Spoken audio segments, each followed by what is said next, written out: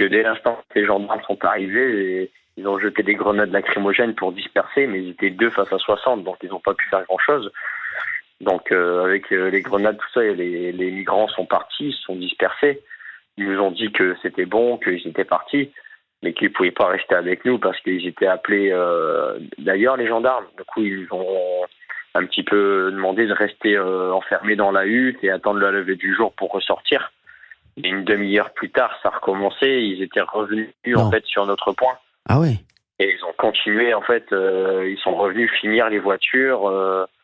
Et dès l'instant, on a rappelé encore une fois la gendarmerie. Donc là, c'est une autre brigade qui est arrivée. Ils sont arrivés il y avait 4 voitures, une petite quinzaine de gendarmes qui sont arrivés. Et on leur a demandé de nous escorter, de nous faire sortir du marais parce que on était pétrifiés, de la peur, franchement, mais comme jamais j'ai eu. J'en ai encore la voix qui tremble et à l'heure d'aujourd'hui, je suis encore marqué, quoi. J'ai vraiment cru qu'on allait mourir.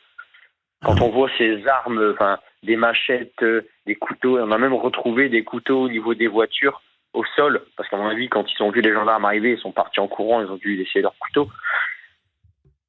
C'était pas, franchement, je sais bien que c'est triste qu'ils soient en France, mais il faut pas non plus les couvrir surtout, et surtout que là, quand on voit l'assurance en gendarmerie, ce ne sont Ouais. pas des gens qui sont identifiés, ils n'ont pas de papier français, il n'y a rien pour les identifier et ils sont intouchables, honnêtement, même. Mais qu'est-ce qu'on peut faire sur ça? Ah On non, peut mais rien Adrien, faire, on peut que subir.